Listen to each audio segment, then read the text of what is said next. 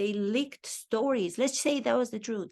They leaked stories. Licked, not licked. They licked, not licked, not with the tongue. Not like this. It's the other one. When you have an accent, it's very difficult to be able to say lick or leaked. Leaked. So they leaked stories. What stories would they be leaking about you because you don't have any interesting stories that they would want to share? Painted as a villain. That would give me so much to work with if that was the description that a character makes about himself. I would say, let's find what kind of villainous dimensions you have as the character. Dreams, you also have to be realistic, and you also have to live in reality to be able to implement the imaginary, to bring it to the characters. Happy 2023. I thank you all for finding my channel. I hope that you will keep on sharing it and subscribe, as my goal for this year is to grow it. I thought I was going to take a couple of days off and I wasn't going to talk about anything because it seemed like it was going to be quiet. Then I realized the duo, especially now, Prince Harry, teasers for the interviews that he's already done for his book, Spare. There was a cover and it said half price. And I was thinking, wouldn't it be nice if instead of half price, it would be half print? One ball remaining, saying the same story. In acting, you know, they say every story has been already told. Going back thousands of years to the ancient Greeks, what makes a story interesting, what makes a story be captivating to the audiences is the way that you are telling it in a new way. It's your original take on something that was already said. How do you present it to the public in a way that's never been done before? That is what authenticity and originality is. But no, how can you expect to have from Prince Harry a different way of telling of the story when there's no imagination, there's no dreamlike understanding of experiences, there's no originality, there's no authenticity in them as people or in Prince Harry? Everything is being told in the same way, and we have to listen as if he's telling us something different. Why do we have to be put in this situation where we have to be bored out of our minds? And at the same time, I was saying to myself, I'm not going to do any of the analysis of these people. I'm going to put them to the side. I'm going to focus on some of the movies that I have been able to see within the last couple of months, the ones that are being considered for the Golden Globes, I believe, is what's coming up in January. Then you wake up and you see everything on the news is about the duo. It's about him now. Oh my dear God. Okay, I'm going to start with something that he says. I don't even know. There are 2 interviews that he's doing before the book comes out. The one that he's doing with Anderson Cooper, the CNN reporter, whom himself comes from a very well-to-do family. I think it's the Vanderbilt family. And I do believe, which is really sad, I do believe that there was a documentary that I saw he did about his mom before his mom passed. This is Anderson Cooper, the guy who's interviewing Prince Harry in the United States. And I believe that his brother committed suicide when he was very young, which is really, really sad. So I was thinking maybe Prince Harry wants to have the interview done with Anderson Cooper because he's actually going to tell us about the experience they say that Meghan had during the time that she was part of the royal family, during the time where she was living in England and she couldn't tell anybody that she was having suicidal thoughts.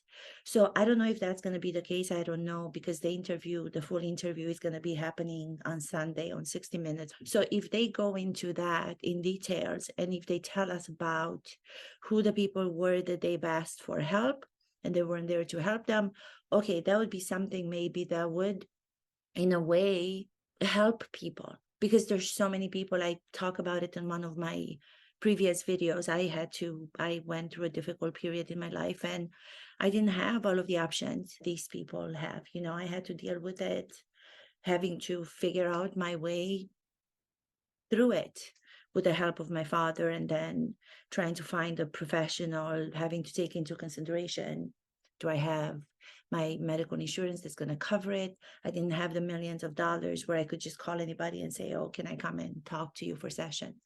But if that's going to be the case, and if they're going to go in depth into that part, then you know what? I stand corrected if that's what's going to happen. But I don't think that's going to happen. The glimpse of the interview between Anderson Cooper and Prince Harry, I don't understand why these people they're paying so much money are not taking care of the outer appearances of Harry.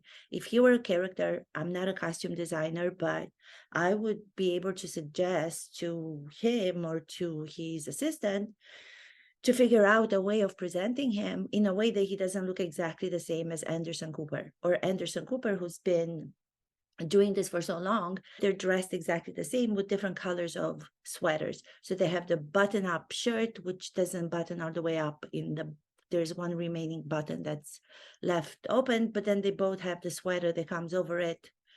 Why would you dress the same? Why would you, why?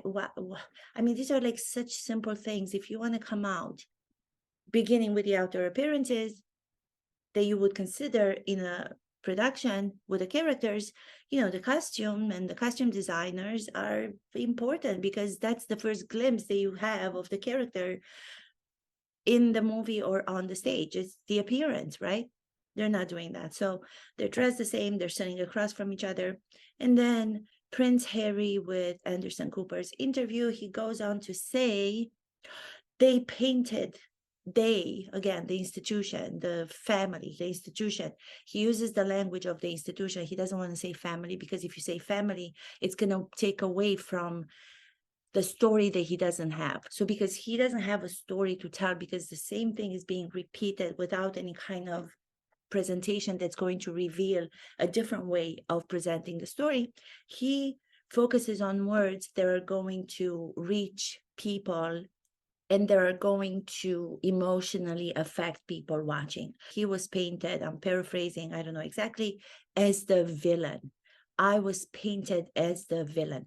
That is such a beautiful description when it comes to one's imagination. When somebody says that as an actor, if you were painted, which sounds so beautiful, it's almost like I'm imagining a villain with different dimensions and different nuances in representing who he is, with different surprises out of himself as the character.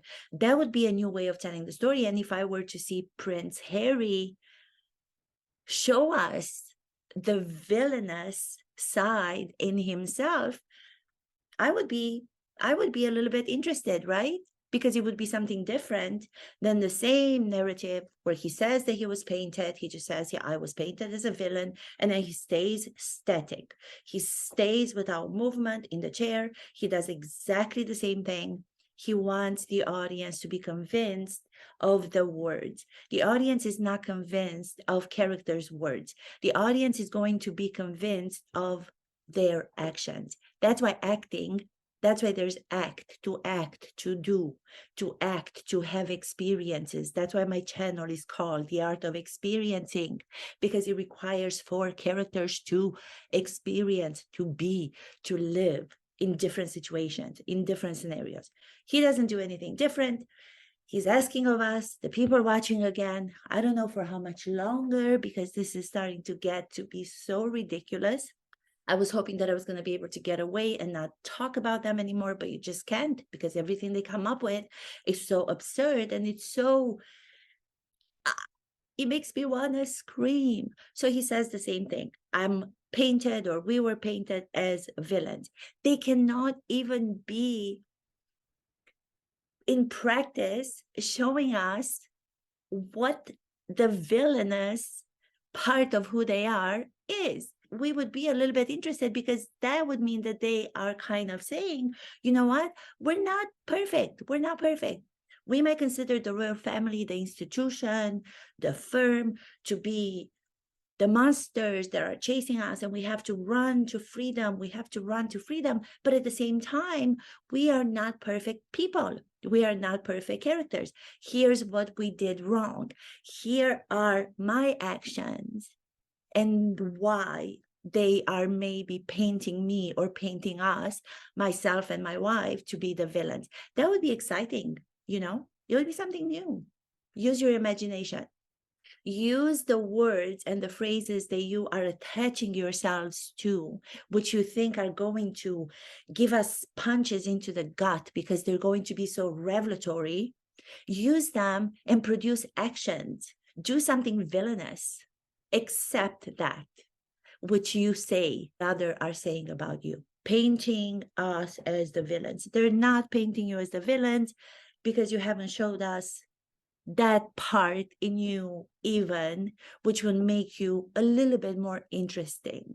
You're showing us the same boring side, the same one note behavior we've been hearing and we've been listening to. Imagining right now, see how I'm starting to imagine something that I already said. Imagine right now that somebody's sitting down as a musician at a piano, and for so many years they're just playing the same note, the same key, ding, ding, ding, ding, ding, ding, ding, the same one, the same note, the same note, the same note of the same story, blaming other people, the same note, I'm playing the same note, without themselves saying, oh, what would it be like to play this note? What would it be like to play this note? What would it be like to play this note? And reveal something that we haven't revealed of ourselves. Same story. The book is doing really well. Oh, I don't know.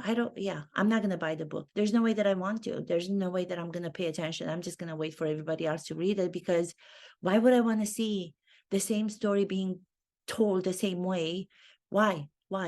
Unless, like I said, he's decided that he wants to be interviewed by Anderson Cooper, who's got a past with mental illness in his family.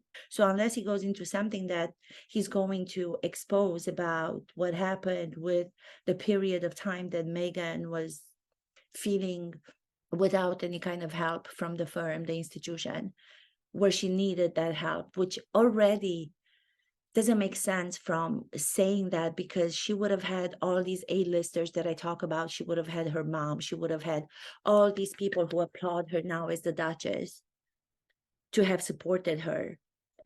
But I'm just saying, okay, the next thing that he goes to, which he says again and again and again, the institution, again, using the institution, not the family, the institution was licking stories out about him and his wife.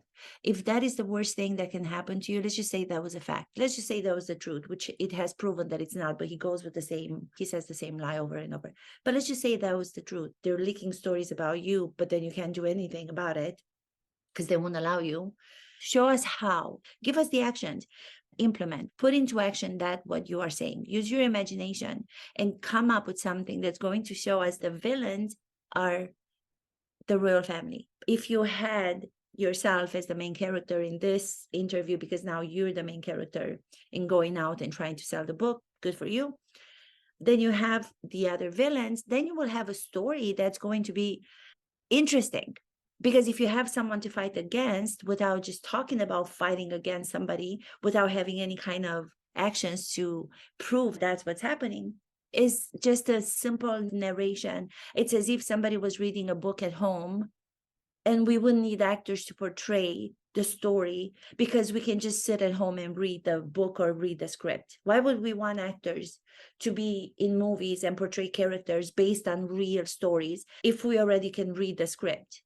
Because we don't want to just read the script. We want the interpretation of those characters, of those actors that portray those characters, to come and to use their imagination, to use themselves, to use their selves, to use their mind, to use their interesting backstory and past, and put it together with a dreamlike scenario and imagination and bring the story to life.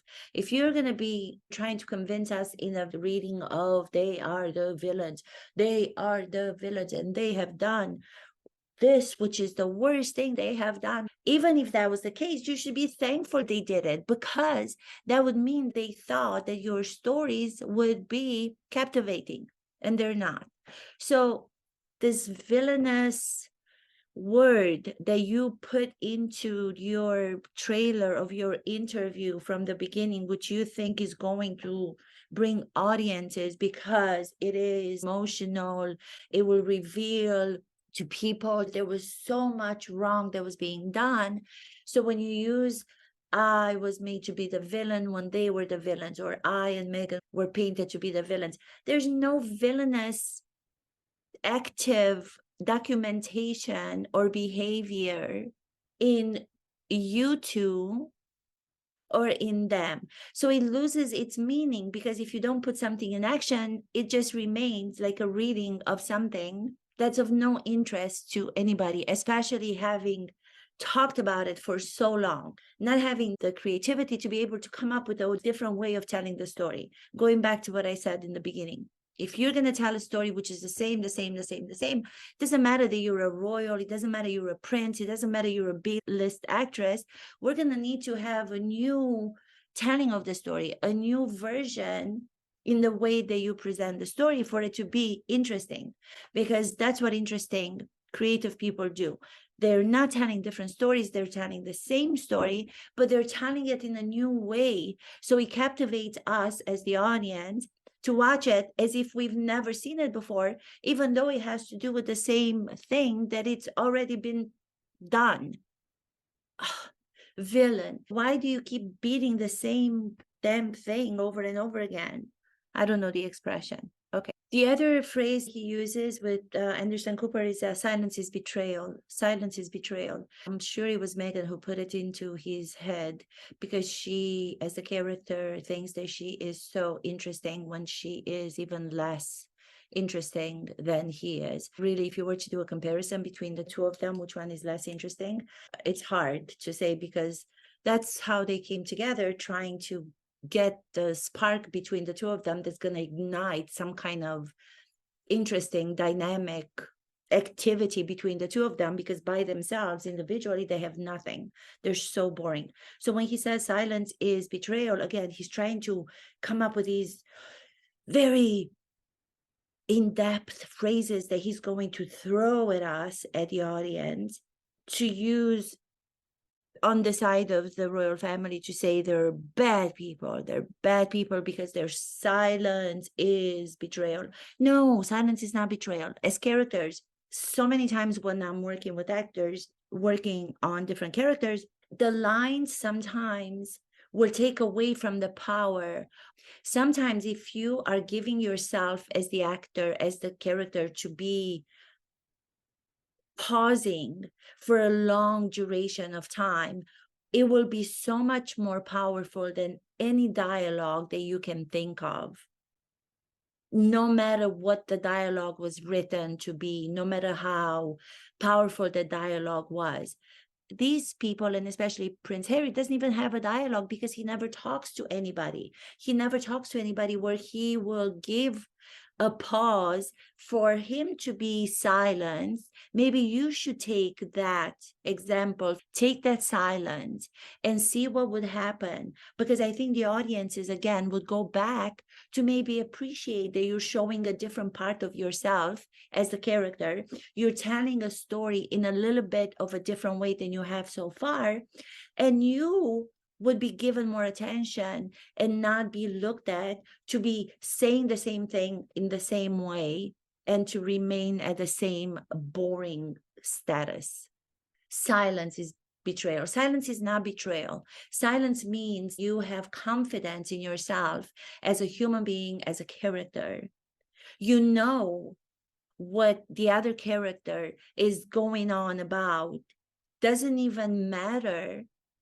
So you are not even going to give that any sort of attention. If you watch that scene between two characters, let's say, the one that comes to be the powerful one, the captivating one, the one that's going to make us, the audience, pay attention to, is going to be the character who gave himself or herself that opportunity to be silent, to take a pause, because it's very difficult to do so. If you have nothing to say, but you want to convince the audience that you have something to say, you're going to be talking and talking and talking and talking, because you will not have belief in yourself to just pause. It's hard to pause. Try pausing for more than a couple of minutes. It's hard because we feel like we feel as people, as characters, as personalities, that we have to prove ourselves over and over again. When you see a personality, when you see a character that has gotten to a point where they can just live in a long pause, that will captivate anybody watching that character, because it will give us the opportunity and it will give us the teaching or the lesson for us to say, you know what, if I take a pause and I learn to do that more in my life, maybe I will feel that same confidence and strength and power inside myself. It's a matter of repetition. It's a matter of doing it, of rehearsing it, to be able to get to that pause. But they can't, because they have nothing to stand on. They have nothing to back what they are saying. So then their characters are never going to be able to just sit in a pause, because they're not characters. They're not characters who are dynamic. They're just one-note characters. The book is going to be more about going after his brother, Prince William, and Princess Catherine. Already it is showing that them staying silent and not lowering themselves to their level. The polls are showing that majority of the people, especially in England, are with Princess Catherine and Prince William. I don't know about here in the States. Here, for Netflix to keep handing these boring, characterless people a platform makes me really kind of sad to think that audiences out there are accepting for entertainment a story that's being told in the same way for so long. And I would think that as audience members, we would want better of people who are given a platform at the level of Netflix. Who are the people at Netflix? Who are the people in charge? I'm starting to think that all these positions are probably being filled by the same boring characters, because only they would be able to allow Prince Harry and Meghan to be on their platform with the same one-note story being told in the same way, without asking them to come up with something that's interesting. So they would probably have to be the same way. It just doesn't make any sense to me. They would give them such a powerful pedestal when they have nothing to say. They are relying on their titles, Duke and Duchess. Isn't it funny how everything they sign off on, they use Duke and Duchess, but at the same time, they're trying to pretend those titles do not matter. That's, again, if they were characters, why would this contradiction be part of these characters' description? We would have to find out what that is. And I would bet in the end, you would come up with the answer. They are people without characters.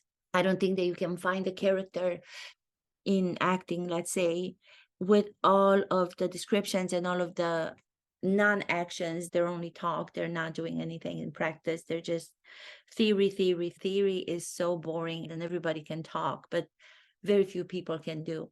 If any other character would be talking without giving any actions to their talk, they would not be given the same platform as Netflix is giving them, because they would be so much more concerned about the audiences, knowing the audiences would want more out of them. These characters, even in a fictional situation, would not be believable. You would not find these characters to have any character, if that makes any sense. There would be no characters in these people, no matter how much analysis you would do, and no matter how much you would try to go between the lines and under the lines and find the subtext. There's no such thing. A story told the same way is not interesting.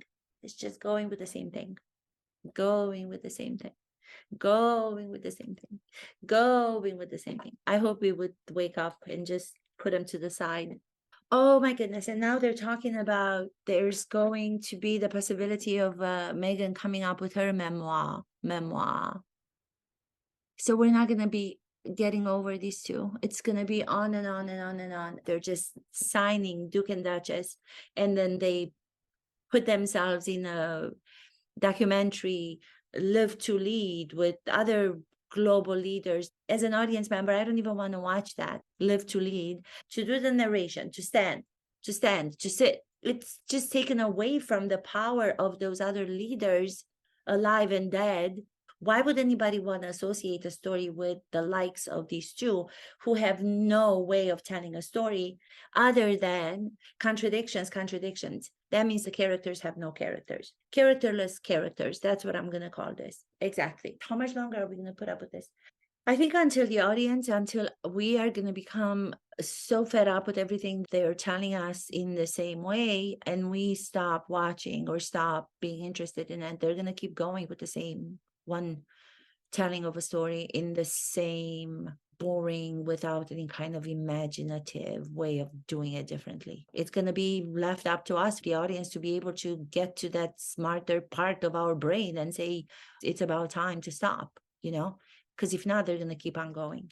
Anyway, I want to say thank you so much, you guys. I hope this is going to be interesting for you to watch. If not, I thank you anyway. Please subscribe and like my channel and share it. Thank you so much. This is Mihaela with The Art of Experiencing. Happy New Year.